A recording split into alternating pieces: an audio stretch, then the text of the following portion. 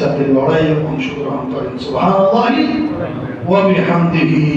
কোরআনে বলছেন ইস্তাগীসুনা রাব্বাকুম ফাস্তাজাবা লাকুম আন্নী মুমিদ্দুকুম বিআলফিন মিনাল মালাইকাতি মুরদিফিন। সূরা আনফালের 59 নম্বর আয়াতে আল্লাহ বলেন, আল্লাহ আপনার প্রার্থনার জবাবে 1000 ফেরেশতা আপনার সাহায্যে যুদ্ধে প্রেরণ করলেন। সুবহানাল্লাহি ওয়া বিহামদিহি। এই বদরের সাহাবীদের সাথে 1000 ফেরেশতাদের বাহিনী আল্লাহ প্রেরণ করলেন। ইসলামের প্রথম যুদ্ধে অংশগ্রহণকারী বদরের সাহাবী নবী করিম সাল্লাল্লাহু আলাইহি ওয়াসাল্লামের সাথে আল্লাহ তাআলা বদরের সাহাবীদেরকে ক্ষমা করে দিয়েছেন।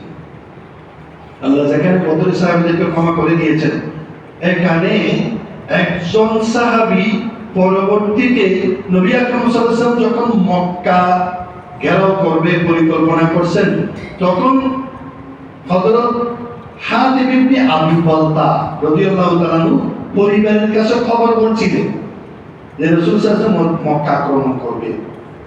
এই কথা পরিবারের কাছে নবী আকরাম সাল্লাল্লাহু আলাইহি ওয়াসাল্লামের কাছে এই অভিযোগ গেলে হাতিব ইবনে আবি বালতাকে আল্লাহর নবীর কাছে হাজির করা হয়। এই কথা আগেভাগে পরিবারের কাছে পৌঁছাই দেওয়া, এটা পরিবারের প্রতি সহানুভূতি দেখিয়েছেন, কিন্তু এই খবর ছড়িয়ে পড়ছে। মহানবী সাল্লাল্লাহু আলাইহি ওয়াসাল্লাম মনে ব্যথা পাইছে। মনে ব্যথা পাওয়ার পরও হাতিব ইবনে আবি বালতাকে বলছেন যে তোমার বিরুদ্ধে কোনো অভিযোগ নেই, যেহেতু আল্লাহ বদরীদেরকে আল্লাহ ক্ষমা করে দিয়েছেন। সুবহানাল্লাহি ওয়া বিহামদিহি। এটা হচ্ছে নবী করিম সাল্লাল্লাহু আলাইহি ওয়াসাল্লামের জীবন এবং সাহাবায়ে কেরামদের জীবন ইতিহাস।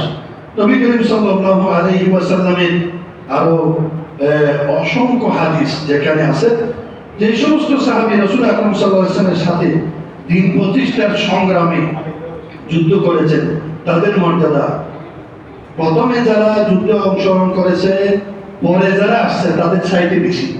যারা একটু অবহেলা করছে তাদের চাইতে যারা এক মাস অগ্রগামী, তাদের মর্যাদা বেশি। এটা কে বলেছেন? মুহাম্মদুর রাসূলুল্লাহ সাল্লাল্লাহু আলাইহি ওয়াসাল্লাম। জিহাদে অংশগ্রহণকারী যারা জিহাদে দ্রুত গেছে, তাদের মর্যাদা আল্লাহর কাছে বেশি। যারা একটু আস্তে আস্তে গেছে, তাদের মর্যাদার চাইতে সুবহানাল্লাহি ওয়া ওয়াফাদাল্লাহুল মুজাহিদিনা আলাল কায়িদিনা আজরান আযীমা।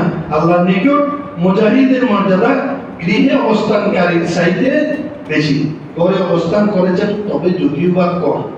এমন কোন সাহাবী ছিলেন না যারা অবহেলার কারণে যুদ্ধে যায় নাই, খুব কম।